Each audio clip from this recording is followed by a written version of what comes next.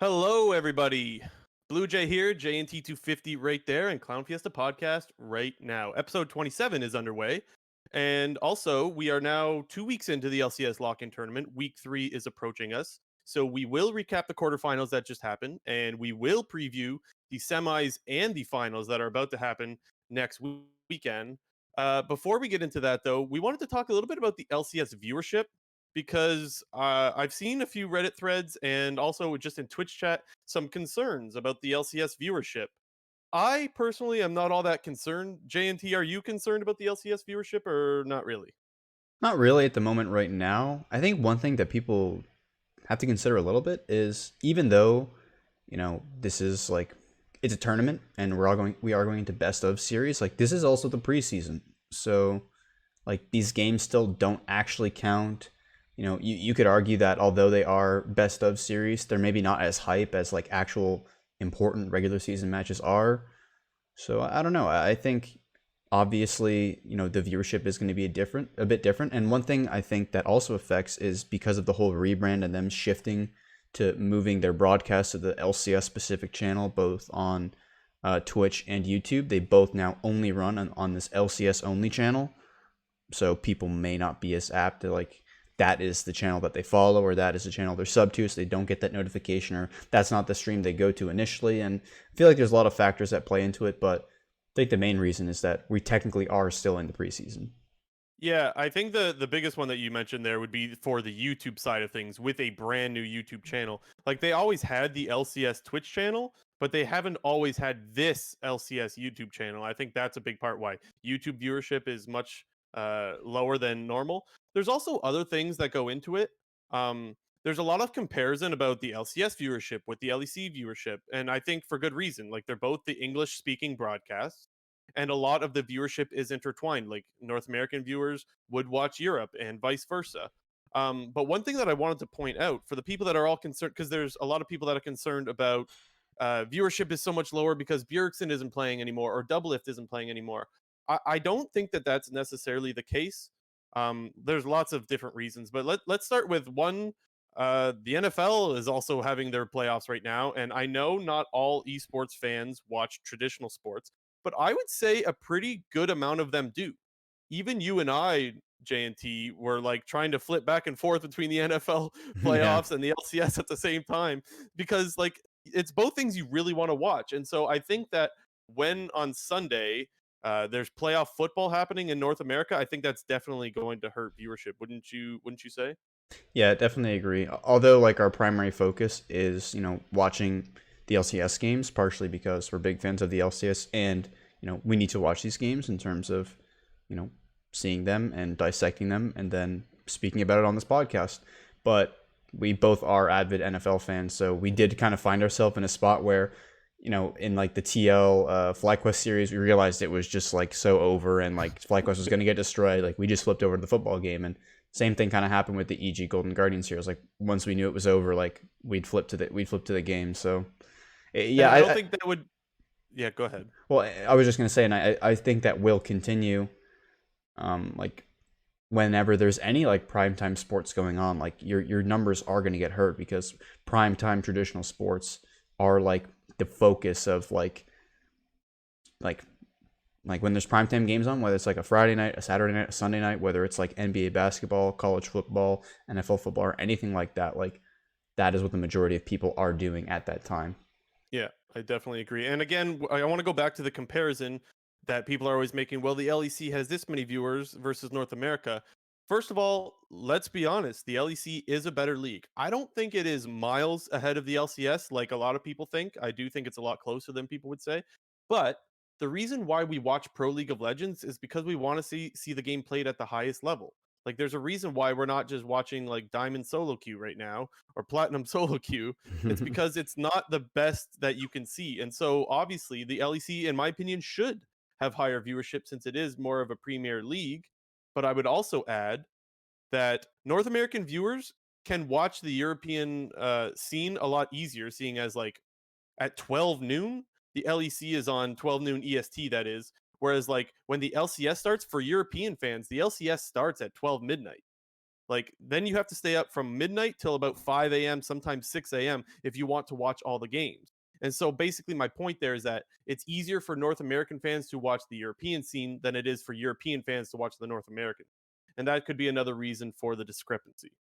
Yeah, just want to jump back to your earlier point you just made there and talking about how the LEC is a better league overall. And I think in terms of viewership, that's one of the biggest factors that you can have, is because since it's a much more competitive league, it makes all of the games much more exciting.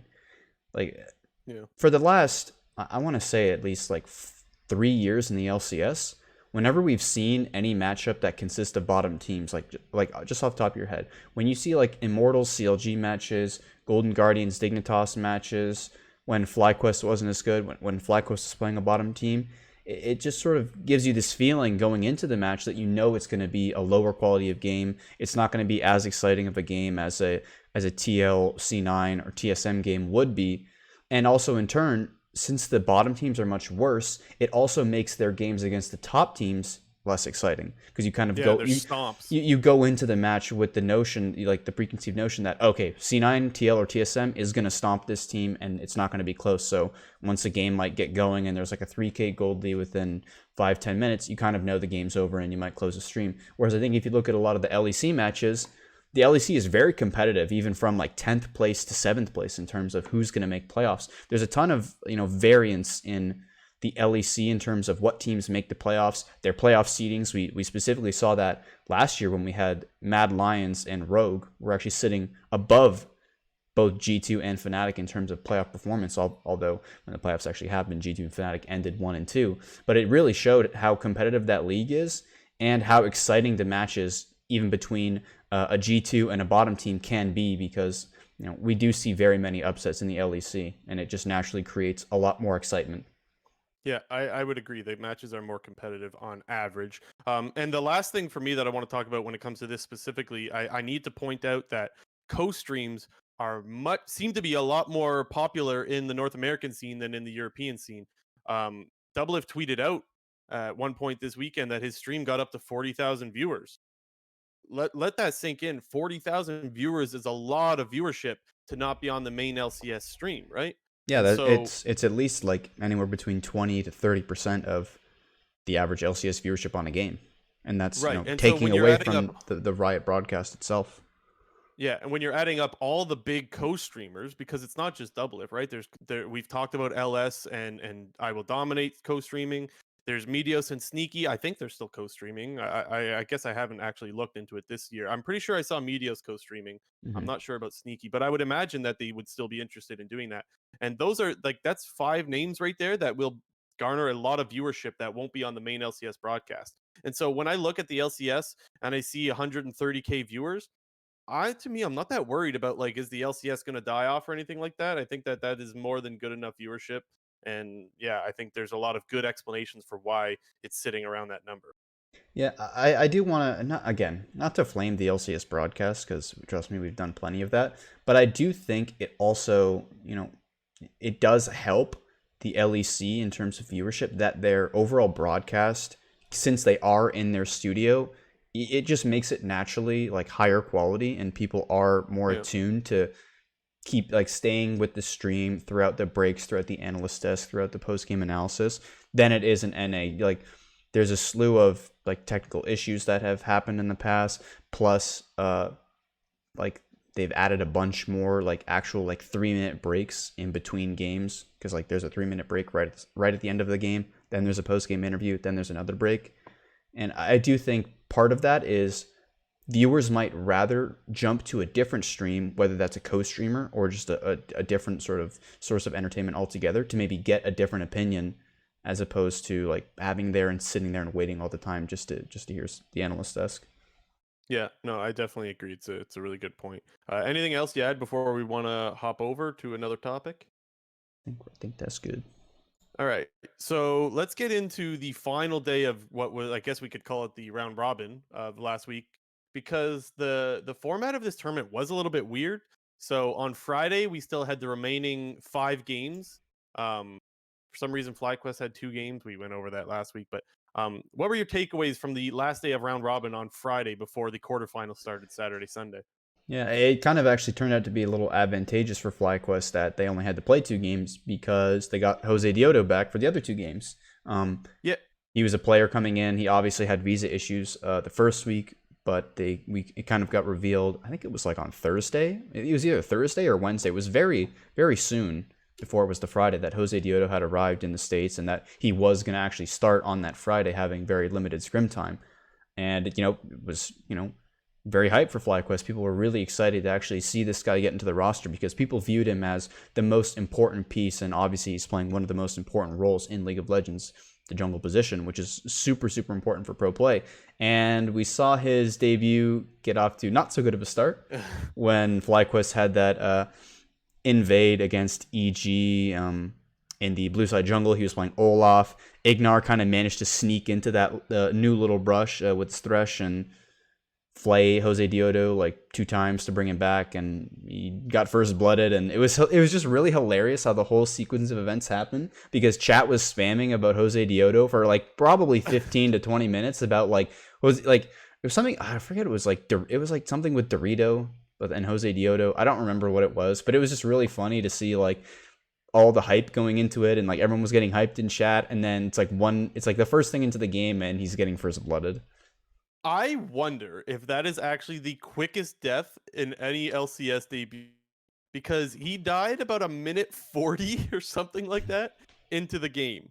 And while obviously that's not a record you want to have, it's definitely a funny record if it is the case. But let's be honest, though, that wasn't necessarily on Jose Dioto. We're not flaming him for dying so quickly. It actually could have been any of the FlyQuest members that went for the invade. They went for an invade. It's a risk. He died. Like, it happens. It's not like he fell super behind because he was Olaf, right? And Olaf can power farm and not too not fall too far behind in the jungle. So it wasn't the end of the world, but it's just a funny little thing. Um, but I do want to point out that even though I don't think Jose Dioto absolutely popped off, I think that was the feeling because he got a Baron seal and stuff like that. I didn't think he was a liability, and I think that's the most important thing about his debut. While I don't think it was anything spectacular, it was definitely an upgrade over their academy jungler NXI, who definitely seemed lost last weekend when we watched them.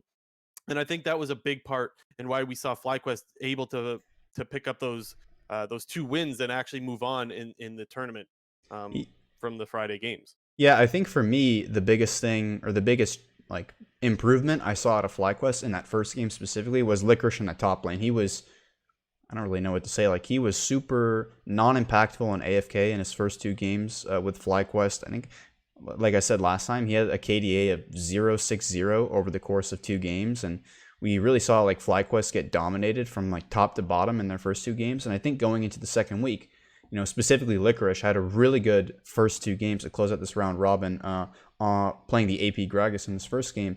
And also we saw Johnson and Diamond kind of, it seemed that they got a little bit of synergy now. They didn't, get 2v2 killed like early and often like they had in their previous 2 games. So I think, all around, FlyQuest kind of came into this week kind of revitalized with Jose Dioto coming in as their new jungler. Yeah, and while we'll talk about their series against TL in a little bit because they definitely didn't carry over to that series, but for those first 2 games on Friday that they played, we saw a different FlyQuest. And your point is exactly right. Licorice looked really good, which was nice. And I honestly think that the bot lane looked great as well. Johnson and Diamond really did not look good last week. And the Seraphine Misfortune combo was fantastic. They looked really good on it. Johnson was absolutely popping off, mostly to me, in my opinion, mostly due to the setup and the Seraphine ultis coming from Diamond. But nonetheless, Johnson was getting quite fed, and so I think that bot lane performed really well. That was one of the big takeaways for me from the last day of round robin. The other thing that really popped out in my mind that went a little bit under the radar was actually Dignitas. Even though they did not move on, I actually didn't think they looked that bad in their series against Cloud9. Um, I thought that they looked okay. Dardoch ended up getting caught at there was a fight for soul. So I want to remind people that in the game against Cloud9, Dignitas was actually up 3 dragons to 0. And Cloud9 was actually struggling to close out the game against a team that didn't even move on. So a little bit of disappointment out of Cloud9 in that game, but also a little bit of credit needs to go to the way of Dignitas because I think that that's a matchup that they should get absolutely owned in. Um, yeah, Afro had such a great start to the game and such a bad end. It was Yeah. very hit or miss. He was making a lot of plays, and then as soon as Dardoch got picked off that one time, due to the really nice Alistair play by Vulcan, one of many. As soon as that play happened, you just felt the whole game start to fall apart. And next thing you know, Afro, who had one death in probably the first 25 minutes of the game, ended with 6 deaths in the next, like, I don't know, 10 minutes of the game or something like that. It Yeah. was such a quick turn. Yeah, it just felt that Dignitas didn't really know how to properly like set up their objectives. Like as you mentioned, they were up 3 drags to nothing, and I think that was kind of C9's decision to focus, heavier top side. We'll talk about this a bit later, but we've really seen Cloud9 put a lot of priority on the first 2 Rift Heralds as opposed to the first 2 Dragons. So quite often we're actually seeing Cloud9 go for these 2 Rift Heralds early if they feel that they're not going to get a drag fight on equal footing or if they have low vision. But, it kind of felt like when Dignitas was actually threatened by C9 in terms of setting up in terms of major objectives, because if you look at that game, C9 kind of gave away their first 2 Drakes. And into that third one, I don't really exactly remember what happened, but Dignitas ended up getting it. But specifically around that fourth one, they kind of they had all the Drake vision, they had the setup, but as C9 just like slowly started to threaten them and walk forward with the potential Alistar engage, like it kind of just felt like Dig got scared and they backed off. Like we were watching the games just saying like they have GP Thresh Syndra. Like there's no way that Cloud9 should be able to just blindly walk into their faces. And you sort of saw as C9 was pushing mid, Dignitas had full control of the blue and red side jungle with control wards along the whole line going into that river. And it just felt that like Saligo specifically and Afromute, they kind of just started to back off. They didn't really throw out a lot of skill shots to like threaten Cloud9 from like blindly walking in. And you slowly saw Dignitas lose that vision. And then, one misstep by Dardoch and Vulcan just like headbutt Pulv comboing him. And the game was kind of just over from there. You kind of saw Dignitas get super, super reserved when they felt threatened by Cloud9. And again, it was one of those feelings like once Cloud9 won that fight and got that Drake, it was just one of those feelings you get that that they're just going to lose from here. Yeah, and I think you're completely right. I agree with you 100% as to the fact that like it felt like Dignitas was playing scared when they did have the 3 drags over Cloud9.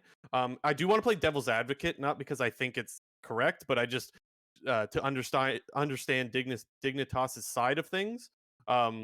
We saw Vulcan's Alistair be absolutely insane over the weekend. And so maybe I understand why they were a little bit scared. However, if you're playing scared when you have that lead, I don't think you're going to win the game ever. And I think you need to be able to control the area that you had control of in the first place. You can't just keep backing up, and giving Cloud9 all that vision like you just mentioned. And so my takeaway for Dignitas is that they're close to being able to be a good team. I just think they need to be a little bit less afraid. That's what I got from that game. But anyways, I didn't feel like Dignitas was a team that deserved to not move on in the lock-in round robin. Let's just Yeah, put it it was kind of just unfortunate that they lost that match to Immortals, just because that's just what ended up being the tiebreaker scenario that they didn't move on, was since they were both Immortals and Dignitas were both 1-3, and Immortals had that head-to-head over them. Immortals moved on, and as we're about to jump into this topic, Immortals was playing their full academy team and didn't really work.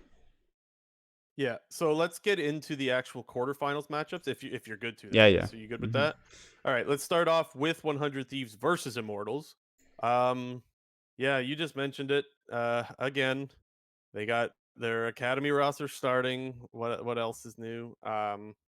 This was an absolute stomp, and some of the other series were as well. But this one was an absolute stomp. Closer was absolutely popping off. That's something you come to expect when you're playing against an academy jungler. But I mean, he had like 13 kills or something like that on an Italy. That's not something you should come to expect in just any game, honestly. Yeah, this series was pretty much the closer show. I thought Immortals, they actually did a decent job in the first game in terms of keeping it close. And I think part of that had to do with 100 Thieves not exactly knowing how to play around this like double Staff of Flowing Water Moonstone Maneuver comp. Very often in this game, we actually saw 100 Thieves like diving in. Like they were playing their comp correctly, but it felt like it was like Immortals just kept kind of living with a sliver of HP, and then would constantly get topped up by like Seraphine heals, Karma shields, and in turn like proccing the Moonstone Renewer. And they ended up like making actually a game out of the first game, somewhat in terms of like early team fights. But yeah, there's not much to say other than that. Like the 100 Thieves just looked so much better than Immortals, like with every facet in the game in terms of laning, team fighting, objective control, like just like 1v1 outplaying their opponents. And it kind of just seemed like Immortals, they had a little bit of a cheese going on in terms of this game with like the Staff of Flowing Water build to like make it a bit close, because I feel like this game could have been way more one-sided than it was. So what I will say about 100 Thieves is, even though they looked great and they snowballed the games fairly easily, I do want to see what they could do against a better team, because they draft the TF ult, right? And I think in both games they just dove bot lane as soon as TF was level 6. Yeah. And that's something that's not new, right? Like this is like, if a team drafts Twisted Fate, guess what? He's going to be diving level 6. Like you need to be ready for that roam. And I believe, I don't know if Immortals played the Lucian twice into it. I know they definitely played it once and they weren't able to really punish the roams whatsoever. Like the amount of pressure that you want to get out of that Lucian in the mid lane against a TF was really not there from Pretty. And so it just didn't matter. They would roam bot and snowball the game like that. That's not something I think you could do as easily against other teams. And that's why, while I want to give all the credit to 100 Thieves, I'm waiting to say they're absolutely a top tier team until I could see them do it against a better team. You know what I'm saying? They did look good against TL last week, so like they have beaten a good team, but I need to see it on a little bit more of a consistent level to say that they are a top tier team. Yeah, it kind of feels like this current style that 100 Thieves is going for is a little bit comparable to what TSM was doing at the end of the summer split from last year. Like whenever Twisted like Fate, right? like whenever TSM locked in Renekton, Nidalee, and a roaming mid laner, you 100% instantly knew that they are going top level 4, and then they are rediving top again when Bjergsen hits 6. And it kind of feels like that's like this, like, not to say that that's a bad strategy or anything, but when you are playing this comp and you are going to be playing this way, it's on the other team to realize like you should know what this team is trying to do and have some way to defend it. Because like you said, like Immortals, like they just got 4v2 dived both times in game 1 and game 2 with the same exact play, and then like bot lane's just kind of over from there. When you get 4v2 dived, you die twice, you lose a stacked wave, and then you in turn like lose first dragon out of it. The game is pretty much over if the team who makes that play is just that much better than you. Yeah, I guess I'm not disappointed that it happened once. I'm disappointed that it happened twice, right? Because if you don't have first of all, if you let that through, you should have a way to defend it. And if you don't have a way to defend it, you shouldn't be letting it through a second time unless you definitely have a way to defend it. And they clearly didn't. So that's where I was a little bit disappointed. But I do want to give a little bit of praise. You and I kind of went back and forth about the matchup with the Camille Jax earlier. And I think that I've kind of come to the conclusion that I think you have to give credit to Tapoon for being able to win the Camille Jax matchup, but also a little bit of like, come on, someday you should win that matchup, because I think that is a matchup that is Jax favored. However, Tapoon played it great, and he actually did win the lane.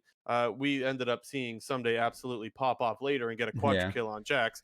But for the laning phase, I think that Tapoon looked really good, and I think that he deserves some credit for that. So that's something that even though like Tapoon will be their academy top laner, I think that that's something that Immortals fans should be excited about, is that he was able to play into someday a very good top laner, play into a matchup that is not great for Camille, and win that matchup pretty hard. So pretty good props to him. Yeah, I definitely agree. I think Tapoon played the early laning phase of that matchup really well in terms of like the small nuanced trades that you need to do in Jax versus Camille. Like Tapoon would hookshot in, predicting that Jax would stun to instantly back off and W, and then like the Jax stun would run out, and then you would like walk up and like double like auto reset with Camille Q. I think he played the early laning phase really well, but you kind of just saw like how that matchup works and how much harder Jax can scale on Camille with. Like Someday was literally jumping into 4 people with Sterak's Gauge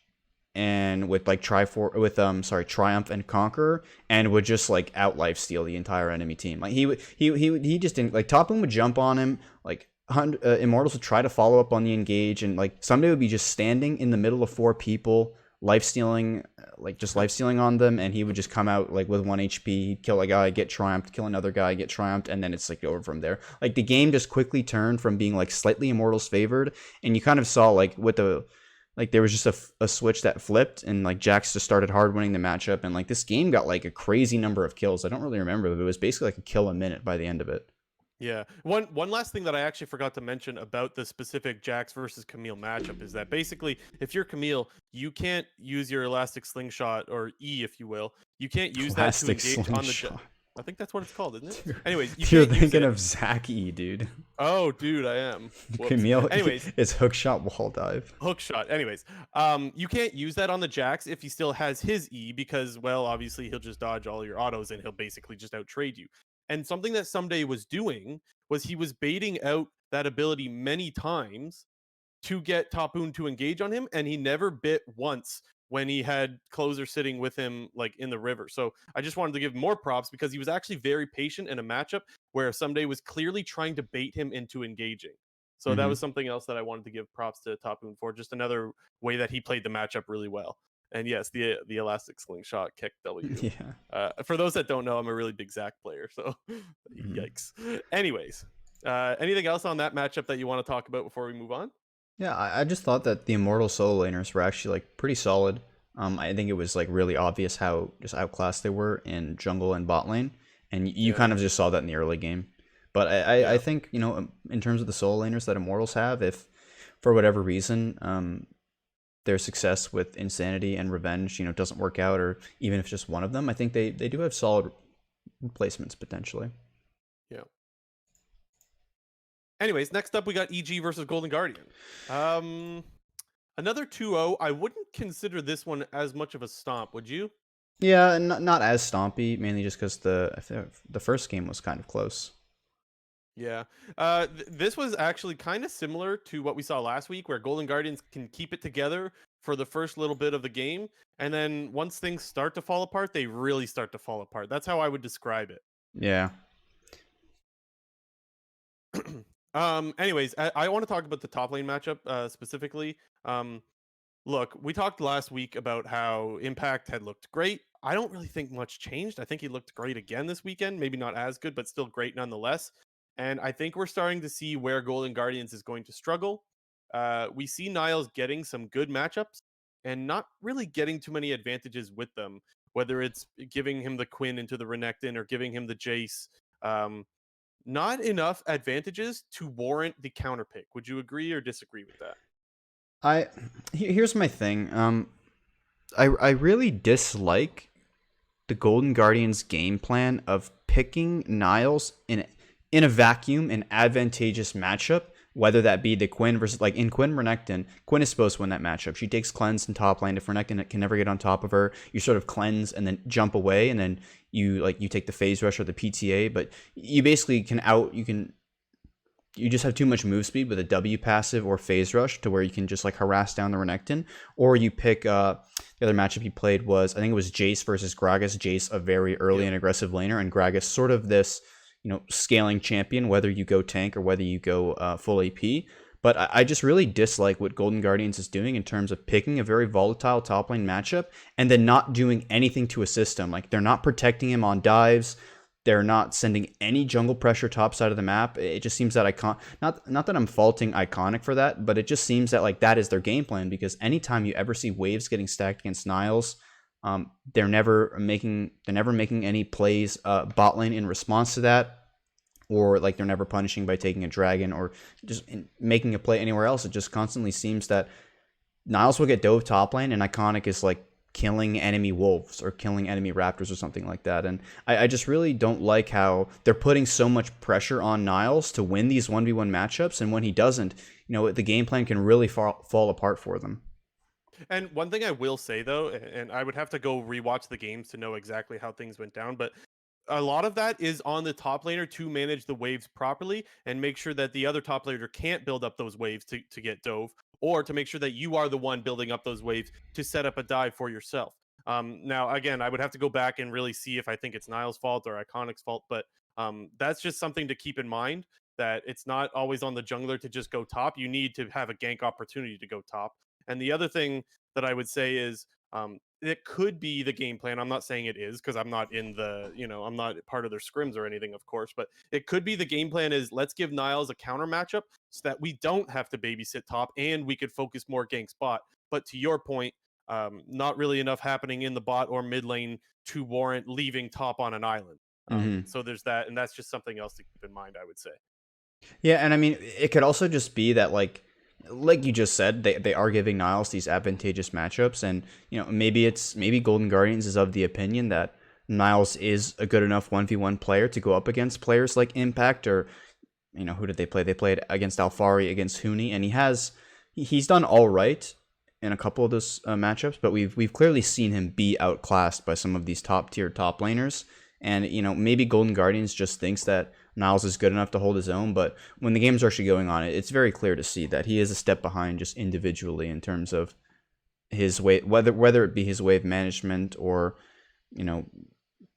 lack of jungle pressure, and like not necessarily like backing off when waves are getting stacked against him. But we really don't know. But I do hope that when we see Golden Guardians in the LCS, like when the regular season starts, that they either adjust this game plan of putting more focus on Niles on the top side, or if they want to continue to put Iconic on these scaling heavy farm junglers, that they do pick something a little safer for him in the top lane. And I do want to hypothesize this, because this isn't something I know or even think, but just hypothesizing here. But Golden Guardians has made it very clear that this is not the year they're trying to win it all. They're all about development this year. And so maybe the thing they want to develop is giving Niles the ability to actually try to smash lane and to play those carries. And so even if they say, you know what, maybe we're going to lose by putting him on these picks, maybe that's something they're willing to risk, as long as they could build up a carry top laner. Maybe that's something they really want out of him. And so they're trying to see just what they've got. And I'm not saying they've completely written off the season and that's what they're going for, but maybe that is their attitude is, look, we don't want a slow top laner or like a tank only top laner. We want someone that we could put in a winning matchup and take over a game. And so we're going to try to develop that and have him work on that. Again, just hypothesizing, but that could be the case. The other things that I want to talk about for Golden Guardian's sake is a Blaze Olive, because I think he looked really good last week, and I don't think he looked awful this week, but he did have some awful plays, wouldn't you say, with the TF in the top lane? Yeah, I thought his game one was actually decent. He was like one of the main reasons why they were actually still in the game. He had some pretty solid shockwaves on Orianna.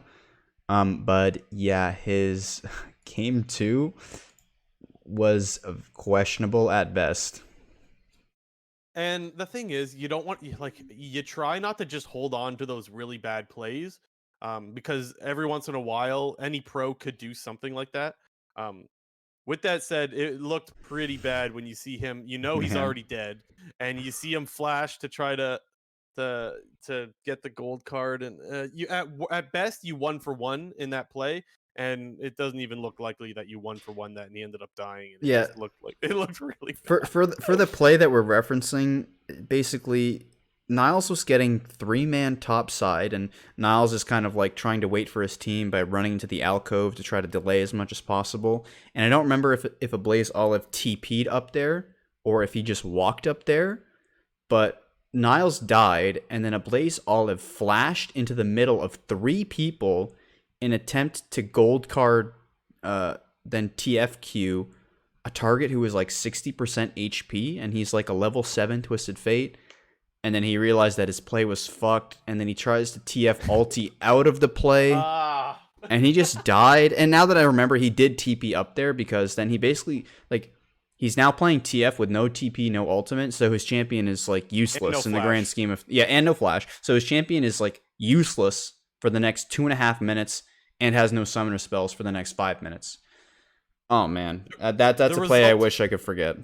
Yeah, the result was giving away another kill and having no pressure on the map for at least another 2 minutes with no ultimate. So yeah, Yeah. big yikes. But like you said, his Orianna was pretty good. I remember he was 4-0-0 at one point on the Orianna and had an opportunity to get a game-winning shockwave when you're that fed, but obviously that didn't end up happening. EG just looked good on the other side. But you got to give credit where credit's due. Um, Jizuke looked good. Honestly, you could say that about pretty much everyone in their lineup. They all looked pretty good for the most part. Yes, we do see Yep. Jizuke make some run it down plays. That's just come to be expected at this point, man.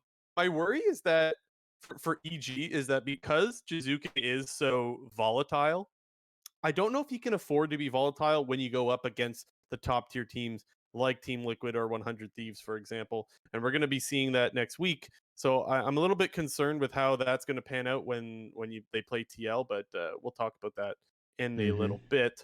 Anything else on this matchup? Anything else on EG that you wanted to talk about? Um, yeah, Jizuke's fun player to watch. There's also Deathly again. I mean, we highlighted him last week, but he continued to have a good week again. Nothing absolutely insane this week, but it's the reason why I feel like it needs to be highlighted is just because of how bad the bot lane was last year with Bang and Zazel. I just think this bot lane's gotten so much better. Um, People that listen to this podcast know that I have really high expectations out of Ignar, and I think he's a great player. And I think we've seen him transition over from FlyQuest to EG, and he's continuing doing the same thing. His engages are great. He's got really good map awareness. He seems to be in the right place at the right time, and it's really helping Deathly for sure. And Deathly's looking good along with him. Yeah, I think it's for their bot lane specifically. It just seems like a better version of the FlyQuest bot lane from 2020. Ignar is still very solid. He's making the proper engages. He's finding great roam timings to be elsewhere on the map. But definitely, he's just like a better version of Wild Turtle so far. And I do think that the bot lane dynamic that EG has right now is very similar to that the previous FlyQuest roster that Ignar was on, and kind of how that worked with Wild Turtle. So I think it's Yeah. really good. Yep. Couldn't agree more.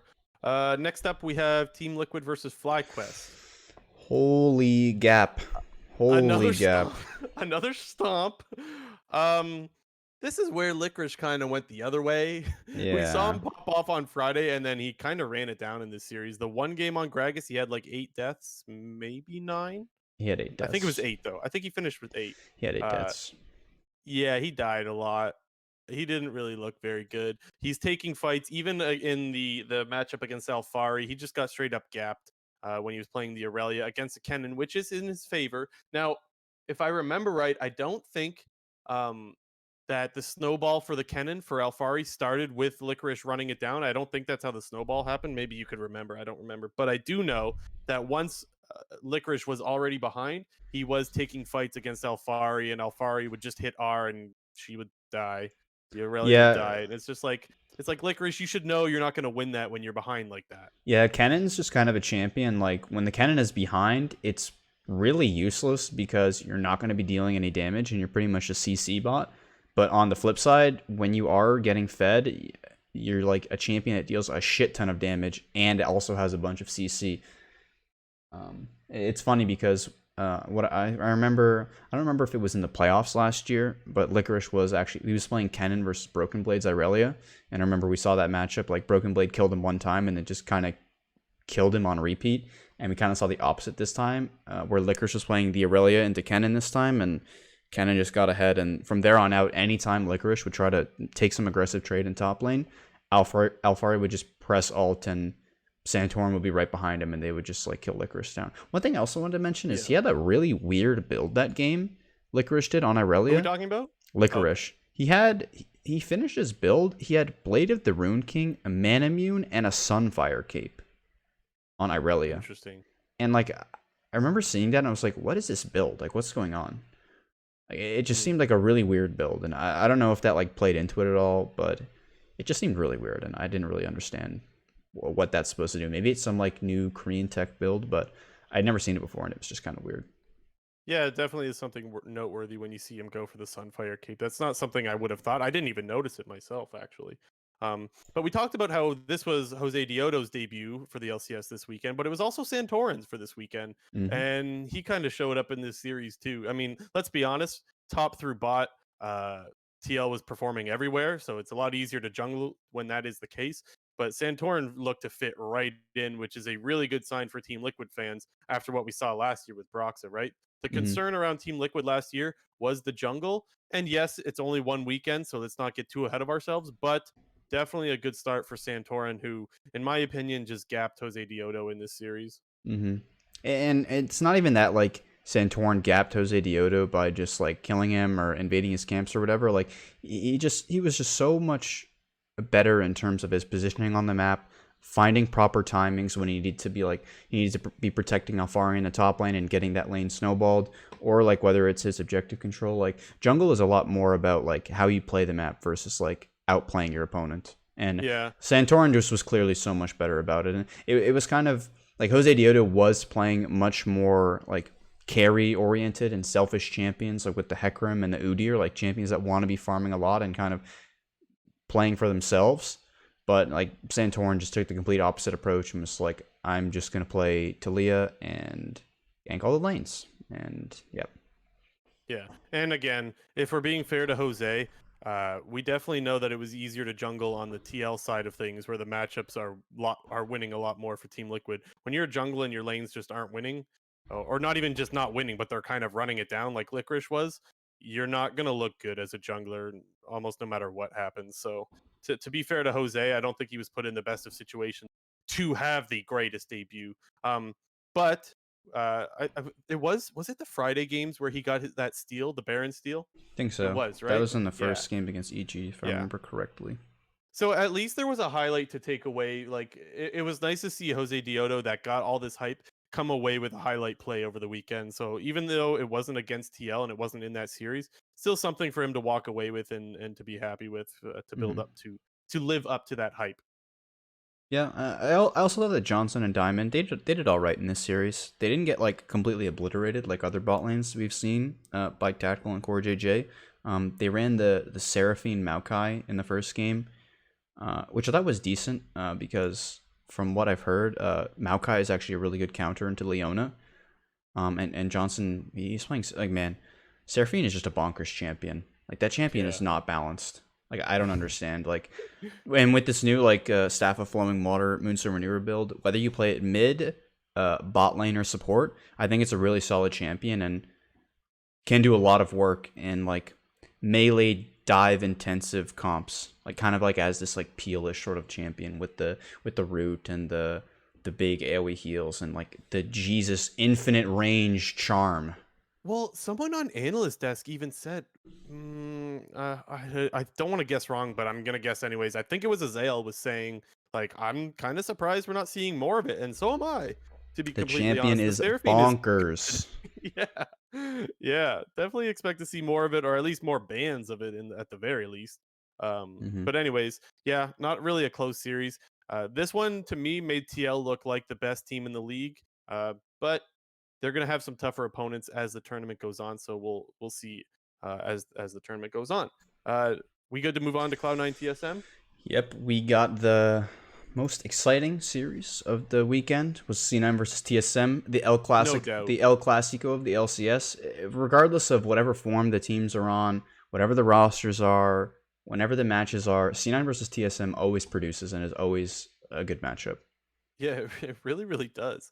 And I would say both of these teams got off to really weak starts, but I think they finally started to look like themselves, um, towards the end of this series. You and I mentioned that game one, not so much. I think Cloud9 kind of looked really bad, especially on Perks' Twisted Fate. Some of those ultimates were just not really going anywhere. Uh, Yeah.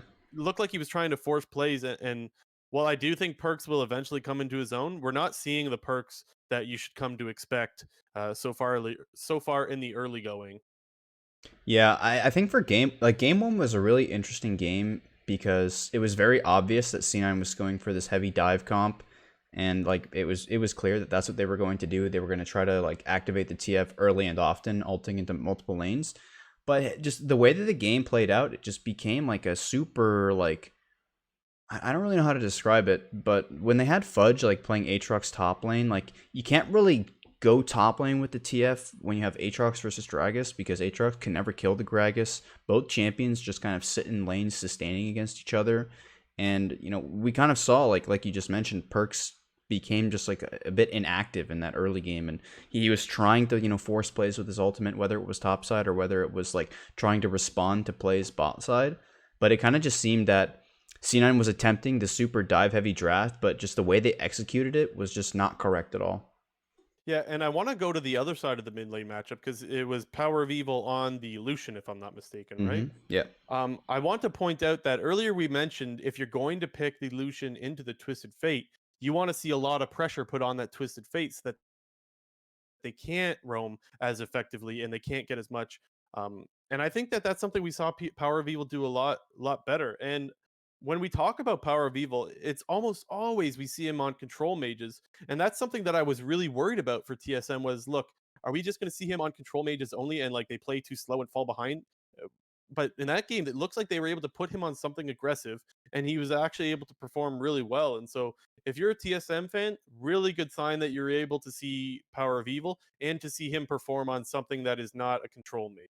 Yeah, it just seemed that like Cloud9 wasn't able. It just seemed that their champions didn't synergize very well. What we've seen, and we've seen the TF be super successful with, is other champions that provide a lot of CC to be able to do these super long CC chain combos, or these high damage like point and click spells. Like we've seen very often the Twisted Fate get paired with the Nidalee. We've seen it get paired with the Talia, and we've also seen it get paired with the Camille to be able to make plays on elsewhere other than the mid lane and be reliably able to lock down a champion. We've seen 100 Thieves really execute Twisted Fate super well, specifically in the first week of the lock-in tournament when they ran a lot of Renekton, Talia, and Twisted Fate, and were just like constantly making plays, whether it was doing their patented like bot lane 4v2 dive or punishing topside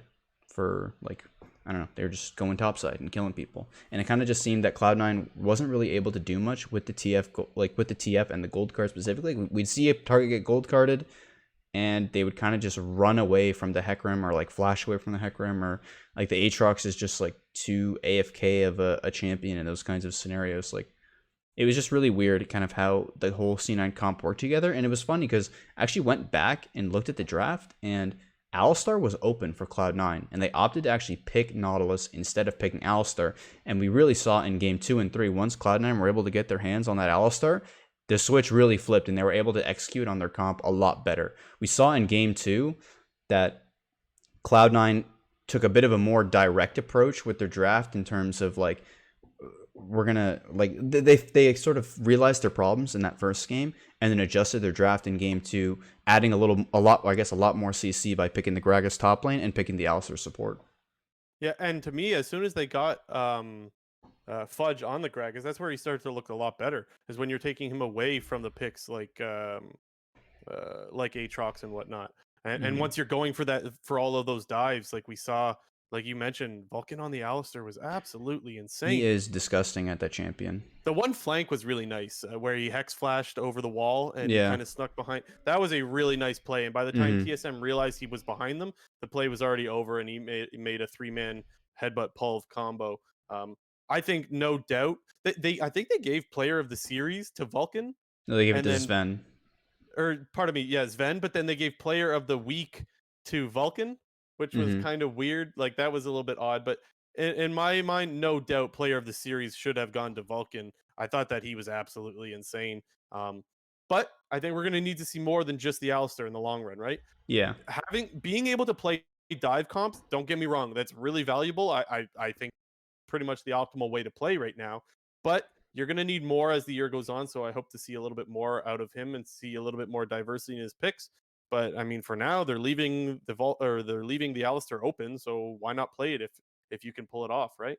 Yeah, just for me, when I went back and watched the game 2 and 3 from C9, where they were really able to get a handle on the draft much better, they were really good games from C9, and I think you can take a lot of positives away from the small nuanced things that they did to keep themselves in the game and punish TSM's mistakes. I think it was in that second game, TSM had they had a winning mid lane and winning bot duo, and they went up 2 drags early, but Cloud9 really was able to focus up and execute their engages properly.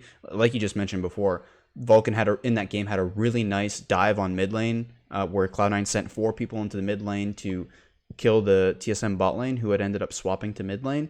And pretty much from that point, it kind of flipped back into Cloud9's favor when they were able to just take the wind completely out of TSM's sail in that early game, and then sort of dominated. Yep. And another thing that I want to note about TSM specifically is that I thought Huni looked a lot better this week than he did last week. Last week, people were ready to, Huni's got to get benched. And don't get me wrong, I could see why people would say that. Like, I actually think that Hanser would have looked better last week. But regardless, it's good to see Huni start to play a lot better. I thought his Gragas was pretty good, and he had some really nice ultis. I still think he's a very volatile player, very coin flip.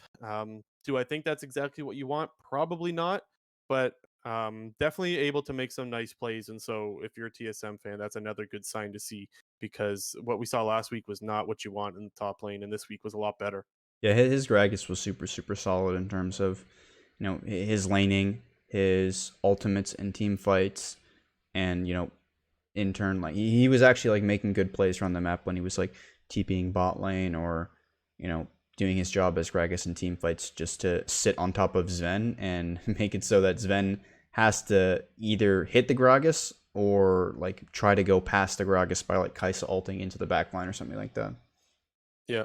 And just my last point about Cloud9 is specifically, I think they need to find more ways to win. What I mean by that is, I feel like all of their plays, all of their advantages are coming from the bot lane one way or another. Maybe not always in lane, but even after lane, like it's Vulcan setting up these plays. And I don't think you're seeing enough out of top mid jungle. I thought Blabber looked okay. I didn't think he looked bad by any means. Actually, I thought he looked pretty good. But I looked better. But for the most part, it's the bot lane that is really carrying this team, and I don't think that a team full of all-stars like this should have to rely on just 2 players to be your win condition.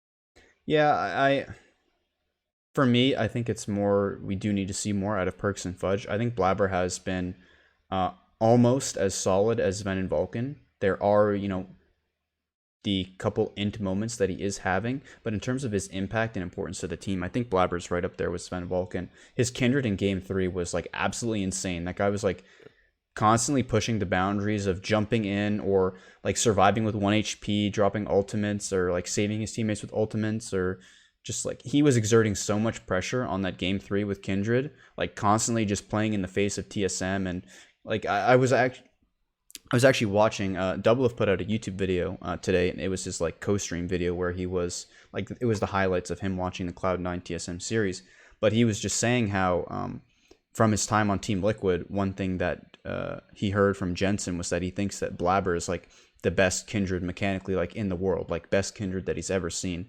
So I thought that was actually like pretty notable that like a player as high level as Jensen, and who's played against a lot of good players and has been in the pro league scene for such a long time, thinks that Blabber has one of the best Kindreds in the world, which is pretty crazy to think about. And I also saw another interesting stat about that, and apparently Blabber is like now 9-1 Kindred all time in the LCS. And you kind of think back to the early days of Blabber on C9, where he's playing the Kindred Zillion with Jensen. Well, let's put it this way. I don't think I've ever heard Jensen say any player in NA is the best in the world at something. Not that I can remember. So I think that really puts things into perspective of how good he does think Blabber's Kindred is, because I don't think I've ever heard Jensen say anything like that. But yeah, definitely a good Kindred player. And that, if he's not playing aggressive, you're not seeing Blabber. Like, that's what Blabber does. As long as you're coming out with a positive in more cases than not, I think that you're more than happy to have Blabber as your jungler. It's when you see him start to run it down like we did last summer that you start to get worried. But Yeah. For the most part, he's been pretty good, and I think that's definitely a good sign for Cloud9 fans. Yeah. To flip to the what were you about to say?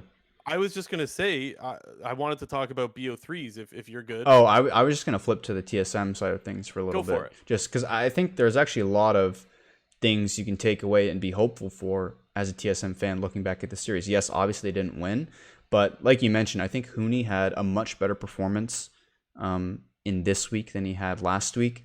I think Spica, even like in this series, I think Spica was just as impactful and as important as Sven and Vulcan were to Cloud9 as Spica was to TSM. His smiting is just like out of this world. It kind of just feels like, regardless of the situation, if you're in a 50-50 with Spica, more often than not, Spica is going to come out on top, whether he's stealing Barons or whether he's stealing Dragons. And I think TSM, while I think Cloud9 had a really big draft advantage in Game 2 and Game 3, I think given what had really happened in the game and TSM's early game specifically, we're actually played quite well in terms of Spica covering for various lanes, even getting early kills. I think he killed they had a really good 2 times in that game 2. TSM had really good responses to top lane plays that Cloud9 were making. I remember Cloud9 made like a 2v1 dive in top side, and TSM did a great job punishing with the TF ult in Italy. But I thought Spica actually had a really good series. I think it's what we want to see from TSM and from Spica. Just the main issues that I think TSM is having, and the thing that we'll need to look for going future is their bot lane in terms of Lost and Sword Art. It kind of just seems that Lost is getting put on Jhin duty and is, they're not showing any jungle pressure bot side. Sword Art is a little bit AFK in terms of the champions that he's playing. He played a Galio game, which he did a decent job in, but his Bard game specifically in Game 3, and when I was watching the Double Lift stream, he was kind of flaming Sword Art a lot for, not really assisting his lanes and, not doing as much as he could with that Bard pick. 80 carries, they hate the Bard. Yeah. Yeah. No, but I think you're right, because even though I don't want to just pin all the fault on the bot lane, we're not seeing a lot of advantages come out of the bot lane. And now Yeah. you could pin that on they're not playing enough around bot, or maybe the bot lane is just struggling in lane. I think I would have to go back and look at the games again to really have a more informed opinion on it. But if you're not seeing any advantages come out of the bot lane, you do know that something needs to be changed, because I think that when you pay for a $3 million support, you should expect to see some advantages come out of that lane. And it's not like Lost is an absolute noob in the 80 carry role. He's actually someone that was hyped up very a lot. And so one way or another, I think we should expect to see some advantages come out of that bot lane rather than just falling behind in CS in just about every game. Mm-hmm. Yeah, he's down Yeah. like 20 CS every lane I think I've seen him play. Mind you, against Cloud9, like we did say, like in my opinion, I think so far this year, I think Cloud9's bot lane has been the best. I could take the argument for sure of Core JJ and Tactical. I think it's close. But for me so far, I think that Cloud9's bot lane has been the best just because of the carry potential and how they're basically putting the team on their shoulders. Mm-hmm. But anyways, yeah, nonetheless, tough matchup. But as the season goes on, I want to see some advantages coming through that bot lane. Yeah, I guess we're good to move on to the Bo3 topic now. But one thing, this was the first time I think we've seen best of threes in the I can't remember the last time there was an actual best of 3 in the LCS. Like since long time, season 6 or 7 or whatever. Since it used to be best of 3s, because obviously when they moved to playoffs, everything's best of 5. But it really kind of brought up the idea again of having best of 3s as a permanent, as the regular season format for the LCS, because I think if you really just take a look at these previous matches and what you can kind of gain out of extra games, you got to think about it going to the TSM Cloud9 series. If it's a best of 1, I know obviously it's a quarterfinal match, so it's obviously not going to be best of 1. But again, if it was a best of 1, we would have seen TSM win the series, and there'd be so many questions about Cloud9's roster. But being a best of 3, Cloud9's able to fix up their issues, fix up their draft, and we saw Cloud9 actually play 2 really high-level games. But I just wanted to get your thoughts, Blue Jay, of how you sort of look at best of 3s versus best of 1s. So here's the thing. For me as a fan, do I want to see best of 3s? No doubt. Absolutely I do. I even tweeted out about it. Watching that series, the C9 versus TSM series was so good. Are they going to make that change? No, I don't think they will, and I don't think they will in the near future. And I think there's a lot of reasons why you wouldn't.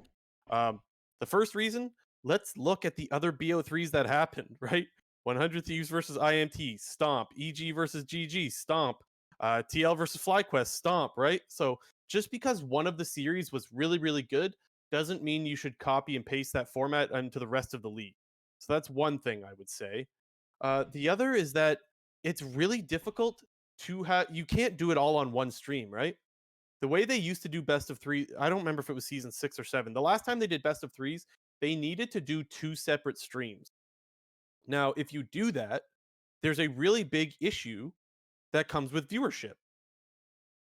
who's going to want to watch FlyQuest versus Golden Guardians if TSM and Cloud9 are playing on the other stream?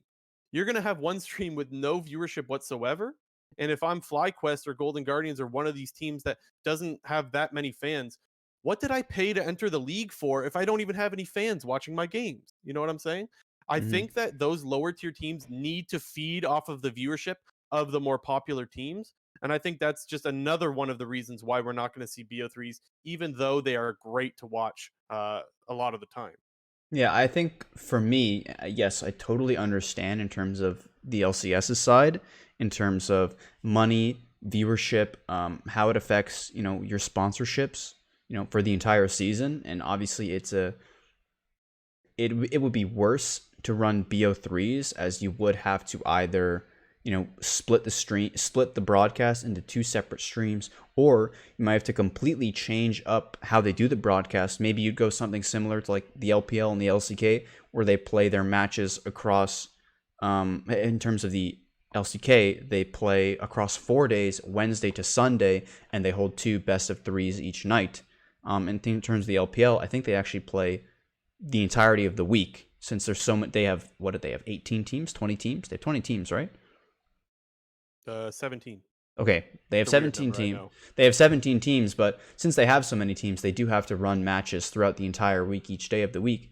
But so while I see that it might not be beneficial for the LCS, I think in terms of being a competitive region and being able to, compete on an international stage or the World Championship stage, I think it is really important for, North America to bring back best of threes. Maybe it would be in a reduced fashion, or maybe you wouldn't play a ton of best of threes over the entire season, but they might do it something like you only play each team twice in the whole year instead of 5 times, but you make them all best of threes. Because I think one dynamic that's really important in best of threes, and it's a value that really adds to it, is the draft element.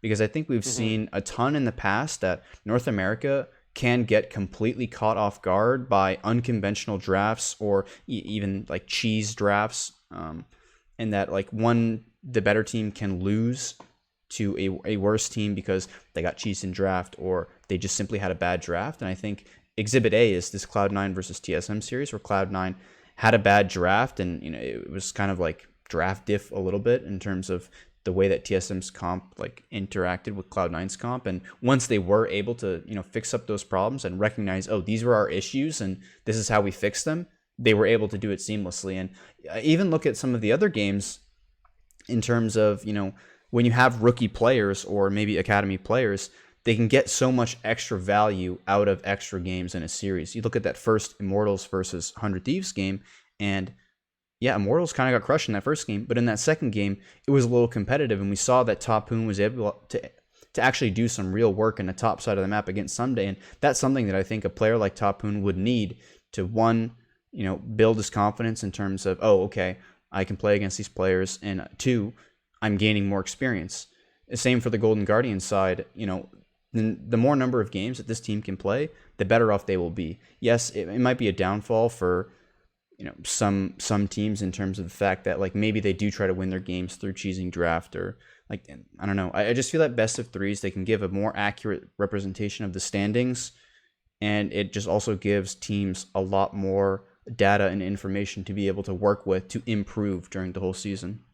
So I completely agree as to your points that, look, it's better for the league to improve. It's better for drafting. It's better for all of that stuff for the North American region to look better.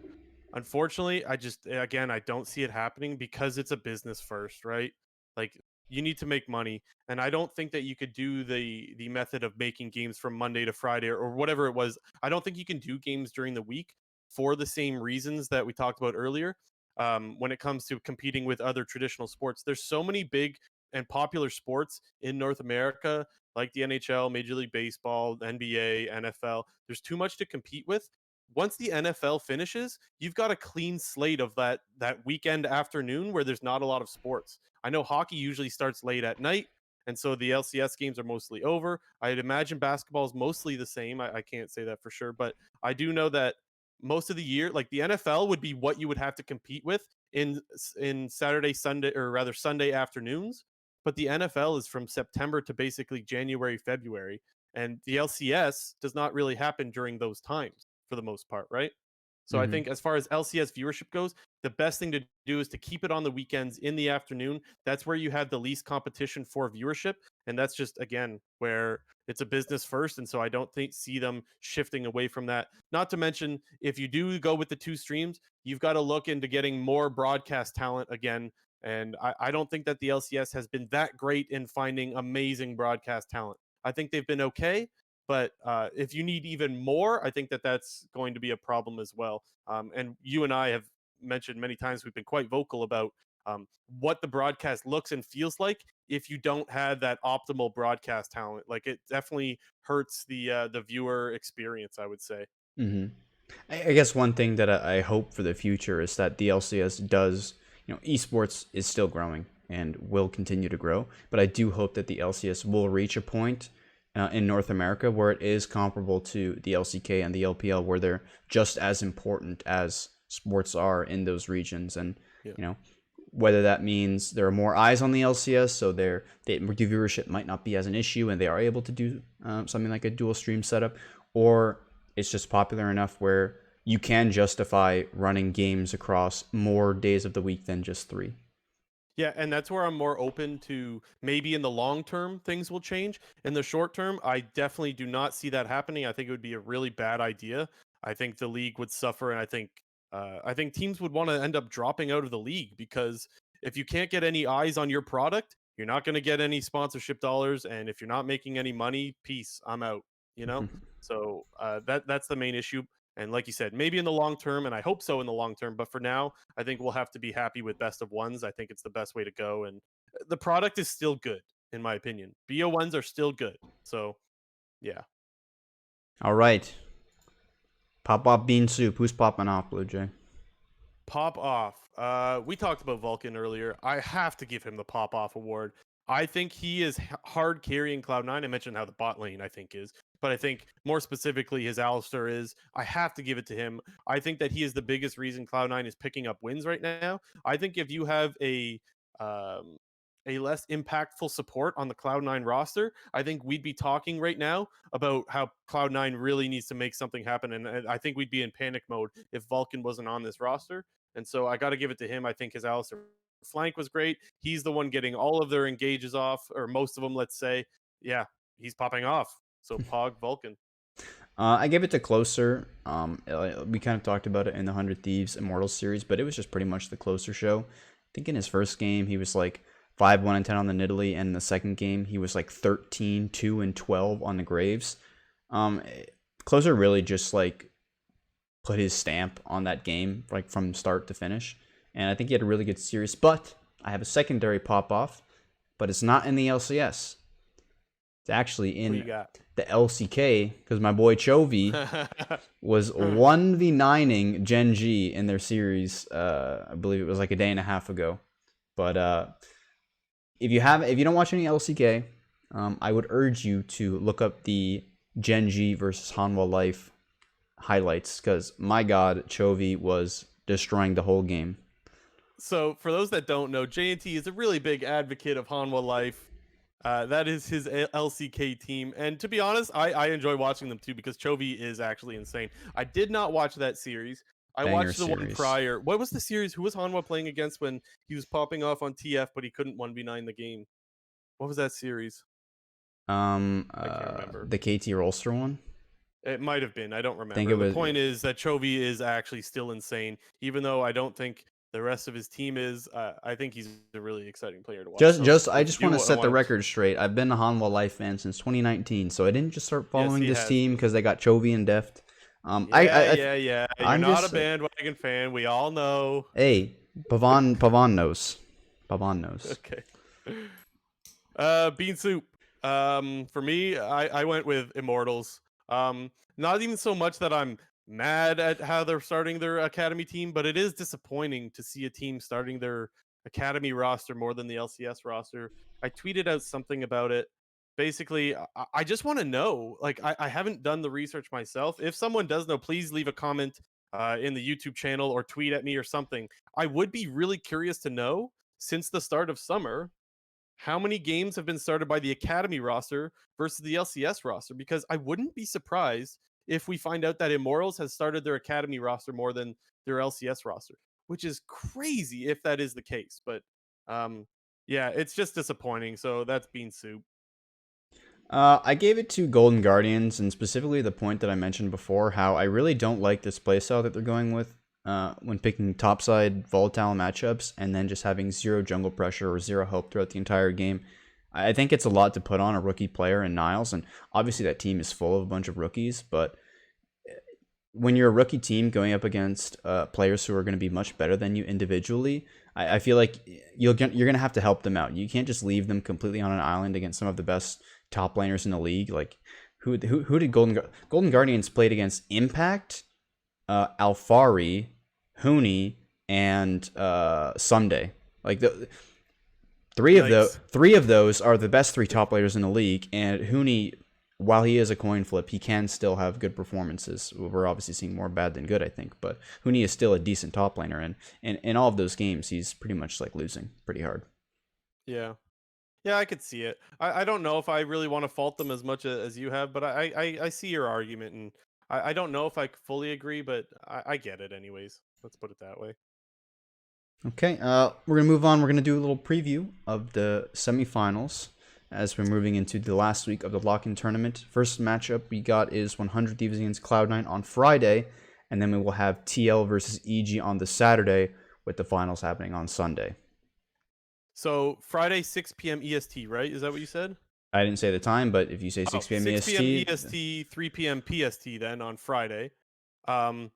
What are you expecting? Is there anything that you want to see in this particular series? Is there anything that you're expecting or anything like that? Well, one thing I hope in terms of the drafting is I hope that both teams can recognize the strengths of the opposing team and draft accordingly. Like, I don't want to see 100 Thieves giving over the Alistar to Cloud9, and I don't want to see Cloud9 give over the TF Nidalee or the TF Talia combo to 100 Thieves, because I think those champions are very, maybe not essential, but they're very important to the way that both of these teams like to play their games. So for me, what I'm more worried about is I'm very worried for Cloud9 specifically, which I think might come as a shock to a lot of people. Maybe not, I don't know. But I don't think Cloud9 has looked like a top team. I think they've looked okay, sometimes good, sometimes bad. My fear actually is that they're mostly winning through the bot lane, like I said. But just if you remember, the other bot lane's pretty freaking good, right? Like Vulcan is the guy that's making the engages and making so many plays, but I just want to remind people that Huhi has done the same on the other side for 100 Thieves. He's looked great. And if you ban that Alistar, I don't know what weapons Cloud9 have, because I think the macro for 100 Thieves has been better than the macro from Cloud9, and I don't think it's really been close, honestly. And I also worry for the top lane matchup. I don't think Fudge has been very good. I don't think he's been the worst top laner I've ever seen, but definitely not living up to the hype that he should, or that he kind of put on himself by saying that, the LCS players are brainless. But yeah, like, I think that Someday is going to win these matchups. Despite Someday not looking that great this past weekend, I still have way more confidence in him than I do in Fudge. And I think I think they're going to win through top lane. And if Cloud9's win condition is only through the bot lane, I worry about whether they're going to be able to get advantages when you're going up against another top tier bot lane. Yeah, I think for me, I definitely agree. I think the main concern is Fudge up in the top lane. I think if we see Fudge get put on a bit of an island, and whether or not that, Cloud9 puts him on what I call like a very AFK pick in terms of like a Aatrox or an Ornn or something like that. That is something I do not want to see Fudge on that. I do not want to see you give Renekton over to Someday. I think that if given just like a straight individual 1v1 matchup in top lane, Someday is going to win that probably like 8 out of 10 times. So that's the main thing I'm nervous about for Cloud9. But in terms of the rest of the team, I think they all match up really well against each other. Although Perkz, he hasn't been as dominant as everybody thought that he would be coming into the LCS for his first couple of games, I don't think that anyone can deny, though, that his laning is actually still very good. yes, he's not like popping off in terms of like the kills or the impact that he's having on the map, but in almost every game, minus his first game where he was playing the Yone against EG, he's won his lane in almost every game. Even in that first TSM game you mentioned where he was, Power Viva was playing Delusion very, very well. He was actually even in farm in a lane you're supposed to lose. In turn, that makes him ahead in gold because he's playing the Twisted Fate. Even in the group stage matches that he had against Immortals, Dignitas, like, he was doing very well in his lane. He was getting up about 40 or 50 CS come like 20 minutes. And it kind of, I think in the next two games against TSM, where he played the Akali in game 2 and the Galio in game 3, I think he still played very solid. He did his job on that Galio in the third game. And in the second game, he did a very good job exerting a lot of pressure on the Akali, although it didn't translate into a ton of kills. The threat of the Akali and him playing it, decently, he does his job. I do think, though, that Cloud9 will need some sort of pop-off performance, whether or not that comes from perks or whether or not that comes from their bot lane. I think, though, in a straight-up, like, 5v5 in terms of macro and, going late game, I do favor 100 Thieves right now. But in terms of Cloud9, I think if they can get a lead and get ahead and play some comps that are similar to the ones that they have been playing, or maybe they do try to bit more eggs in the perks basket, I think that Cloud9 still can't take this series, but I do view this series very close. I'd give it about a 50-50. So what do you got as far as a score prediction? I am going to actually predict Cloud9 in this one.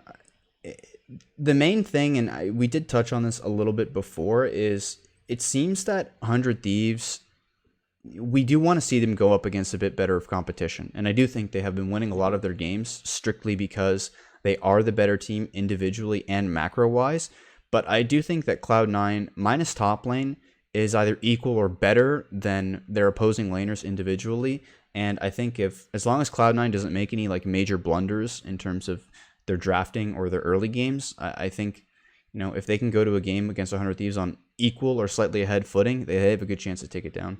So I'm going to go 3-1 Cloud9. So I would say that they should be better individually in the lanes. Like Cloud9 should be better than 100 Thieves, but I don't think they have been. I actually think Demonte has a lot more pressure has added a lot more pressure for his team than Perks has, and I can't believe I'm saying that, but I think Demonte has looked better, and that's a really big problem for Cloud9. And as far as the jungle matchup, that's where I'm really looking to Blabber to step up, because Closer has looked so good so far this year. This is where Blabber is going to need to step up and prove that he is top tier jungler in this series. If he wants to be considered amongst the best, you need to be able to stop Closer. However, I'm giving the edge to 100 Thieves. I think they've just looked better as a whole, better macro-wise, better player by player. I'm giving 100 Thieves the 3-1, actually. I think that they're just better. Like, there's not much else to say. I think they've looked better. I think they already have the synergy coming into the series, whereas I don't think Cloud9 has built up that synergy yet. And I'm really afraid that Cloud9 won't have that bot lane win condition. If you're not banning Alistar, I think you're kind of trolling it if you're 100 Thieves. I expect it to be banned, and you have to force Falcon to show that he can show that he's a win condition on something else. As far as picks go, both teams have played a little bit of Galio. I want to see Rakan in this series. I've mentioned before why I like Rakan specifically with or against the Galio. Why I like it against the Galio is it's very good for baiting out the Galio ult. You can engage with Rakan and jump right back out, and you force that Galio to blow his ultimate, which is such a huge part of that team fight comp. And so that's why I really like the Rakan if you're playing against the Galio, but obviously with it as well. Like you can go in with Rakan and Galio ult as well. It's also another great combo. So with the Galio that we've seen played, I think Rakan is such a good pick. So I don't really care who plays it on either side. I just think it's a really good pick right now, and I think we should see it. With that said, Rakan is not so good into Alistar or Leona. And so if we don't see it, I would expect to not see it if those two champions are picked, just because they counter the Rakan fairly well. So as long as those champions are not picked or they are, they're banned, I want to see Rakan in this series. Mm-hmm. Yeah, I think bot lane will probably be the key to success for this series. Just in terms of what I think Vulcan and Huhi are really important to both of their teams respectively in terms of what they provide in the team fighting, whether who he's done a really great job on the set specifically. I think that's one of his best champions and was in the summer split. I think you don't want to give that over to Huhi, and just like you mentioned with Vulcan, you don't want to give him Alistair. If you give him Alistair, like you said, you're pretty much trolling. I agree. Anything else, or do we want to move on to the next matchup? We'll go to the next one.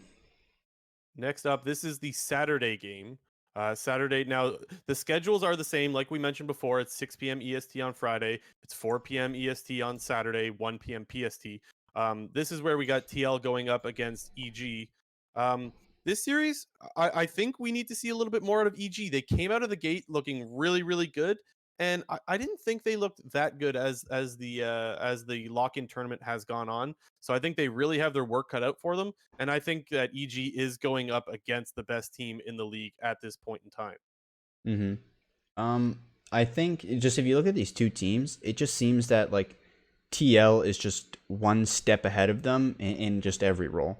Like you look at Alfari versus Impact, you give it to Alfari, Santorin, Svenskeren, Santorin. Like just down the line, it just feels that all of the Team Liquid players are just the better version of the EG players.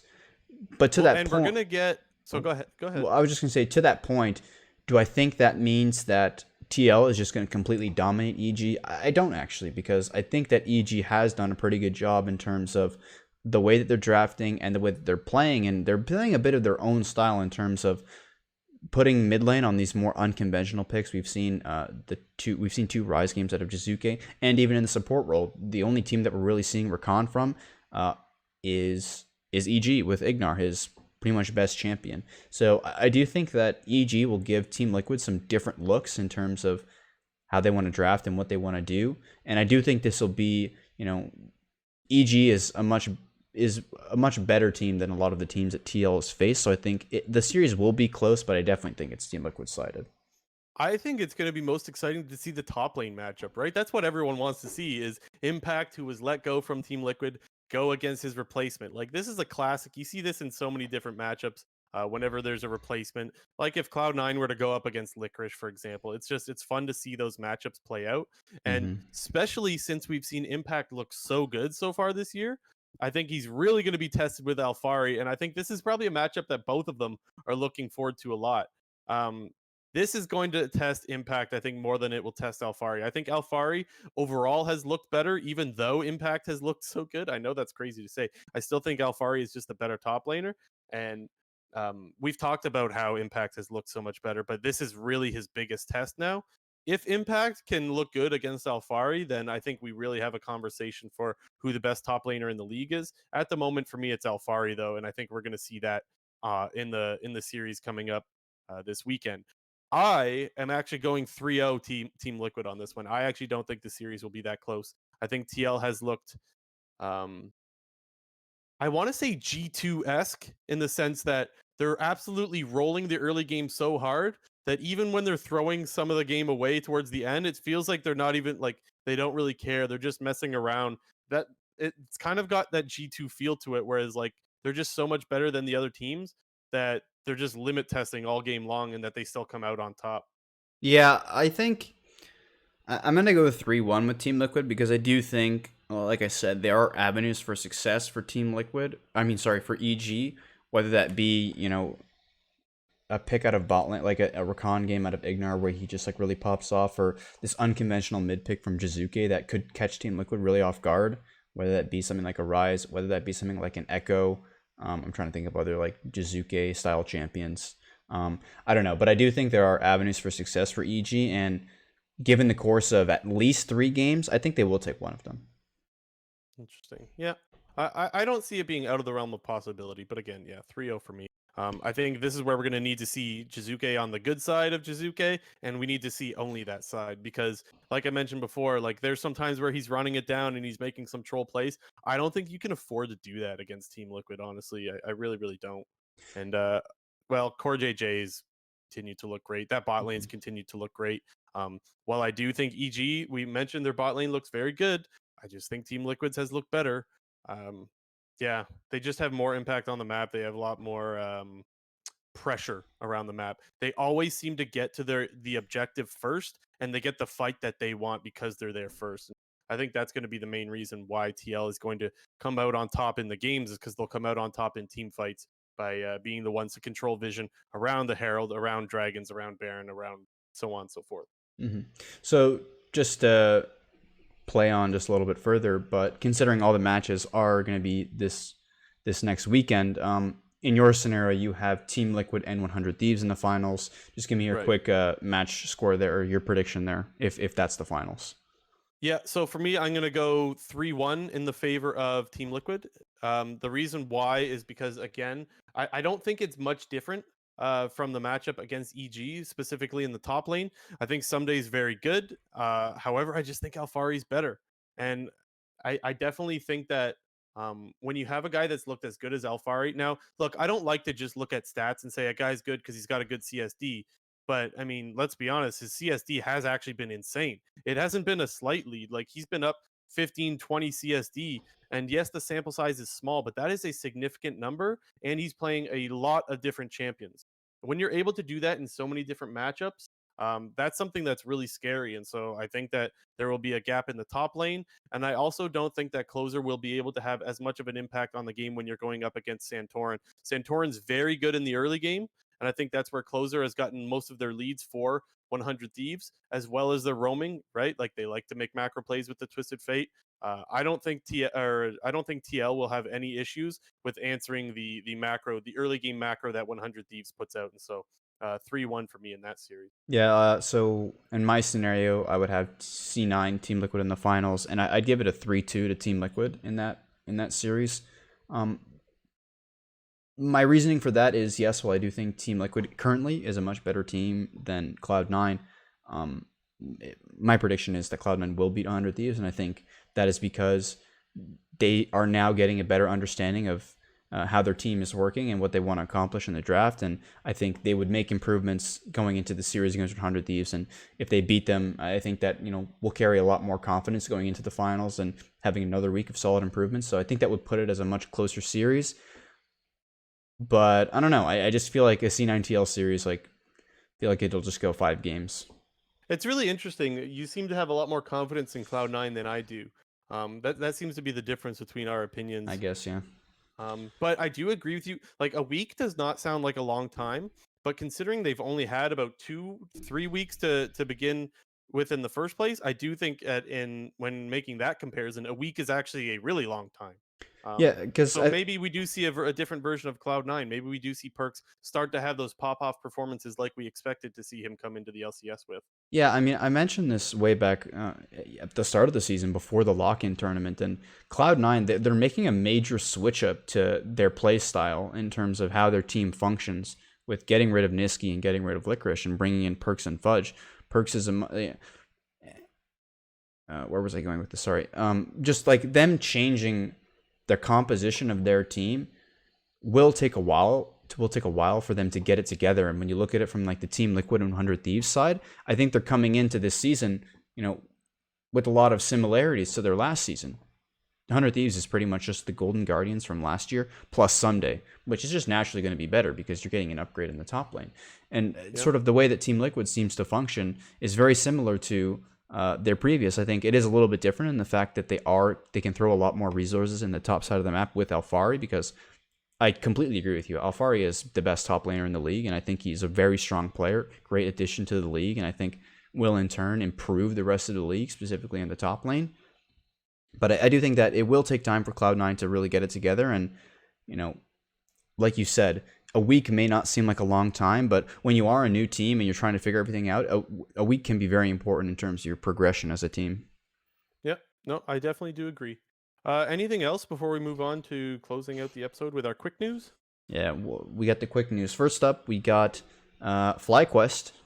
So if people remember, last year they were Tree Quest, Sea Quest. This year they are Bee Quest. Yeah, and so they have a new initiative. The reason why we wanted to let everyone know about this is because it seemed like last year there was a lot more excitement built around their initiatives. And this year, honestly, I haven't heard as much talk about it, and so I do think that even though I'm not gonna lie, I really don't know much about bees. Okay, I don't, but I do know that FlyQuest is apt to having like really good initiatives and doing good things. And so we do want to share with you guys what their new initiative is. This year it's like you said, Bequest, but what they're doing is for each kill they are donating $1. For each Ocean Drake they are donating $10 in their LCS or Academy team. And then for each win, it's $100 again for their LCS or Academy team, and that's being donated to the B Conservancy.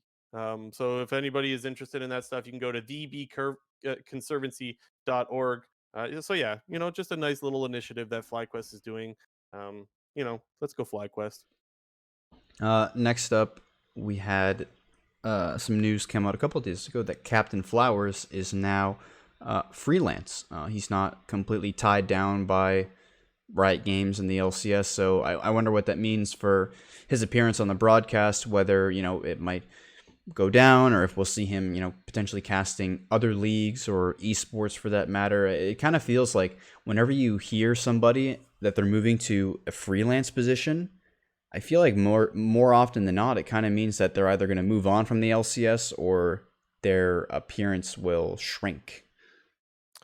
No, so I don't think that's the case. I think actually in the announcement he made it very clear that he's going to continue to be on the LCS broadcast. Usually, why people go on their own kind of thing is because you actually get paid more. Like they have said straight up that you have more ways of making money and you're more valuable. You're not under a contract to work for Riot. You get paid by appearance or something along those lines. I've heard them talk about it before. I remember them talking about it when Shocks did the same thing. So I don't think people need to worry about Captain Flowers no longer being on the broadcast. He will still be there, but to the point that you made, we will get to see him do other things. Now, what those other things are, I don't know just yet. But I think that it's a good thing because let's be honest, Captain Flowers is one of the best casters there is in the game, and so I think it's good to be able to see him do more than just the LCS and or Worlds. So I think it's a pretty good thing, and it's good for him. So congrats to Captain Flowers for going freelance. Yeah, I didn't mean that like right away. Like it might be that like he doesn't appear on the LCS or anything like that. I just meant like moving into the future. Like even with Shocks and the LEC, there are a couple weeks in a split where Shocks will not be on the broadcast, and they'll either bring in somebody like a Machine or they'll bring in a different person to host the show. Because last year and even in late 2019, we actually saw Shocks do some CS:GO related hosting in terms of hosting events and whatnot. So I just mean like looking further into the future, kind of what that means for Captain Flowers. But it has seemed that when people do transition to a freelance role, slowly over time, they might either move on to something else, or in Shox's case, she does still hang around. But I'm just thinking to like the Avalee stuff or like the Frost Current when she went freelance and everything like that. Yep. Next up, what was on the list next?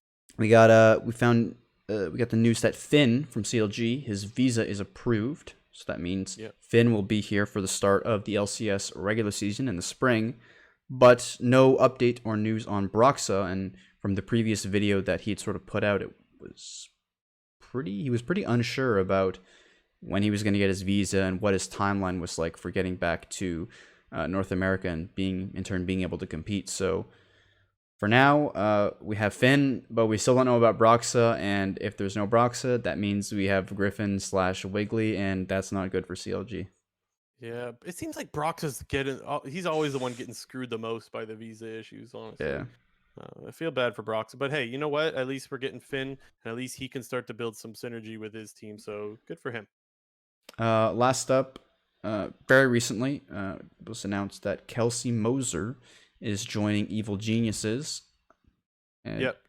What's the role again? She will be the competitive and collegiate development lead. That is her new title. I think that was just announced today, actually, at the time of recording. So today is Monday, January 25th, for those listening to the recording. So yeah, that was just announced today. So good for her. She worked with 100 Thieves last year, and it did seem weird that she didn't really have any position working in any North American LCS or anything like that. It does seem like finally she found something that's good for her, and she worked a lot with the development of 100 Thieves last year. So it seems like a natural fit that she should continue to be part of the development system in North America. So good for her. Yeah. Oh. And that's going to be it, right? Nothing else to share. I think that's it for episode 27. Thank you so much to those that showed up to the live show. Thank you again to those that have been listening to the YouTube VOD. Our YouTube numbers have gone up a fair bit, so thank you so much to all of you that listen on YouTube. Please do hit the subscribe button, hit the like button, follow us on Twitter, guys. We're trying to grow a following everywhere we can. And as usual, I do want to remind you all that we are also available on different podcast platforms: Spotify, Apple Podcasts, SoundCloud, all of those things. So if you do want to listen to us on a different platform, the options are there for you. I don't Pretty much think we're on anything. SoundCloud. Oh, I thought they were supported by Anchor. So let me just say this: all of the podcast platforms that are supported by Anchor, we are on all of those. There's like 8 of them. Yeah. So But feel free to all the find links us. are going to be, whether it's in the YouTube VOD, link will be in the description. Whether you're watching live on Twitch right now, the links are in the down below, like where the little banner thingies are. And most of them are linked through our social medias, or even if you go on our Anchor page, everything related to us is linked on there. So pretty much anywhere where you can find us, the rest of the stuff is linked. And one last thing, if you guys are looking to support us, we would love your support. Please go over to patreon.com/clownfiestapodcast. We are still looking for patrons, and we hope to continue to do this full time. And your guys' support on Patreon would help us do that. So thank you so much, guys, for your support. We will be back again next Monday, 9 p.m. EST, 6 p.m. PST, live on Twitch. If you want to catch the live show, we'd love to have you guys there. So thank you so much. And this has been episode 27 of the Clown Fiesta podcast. Later.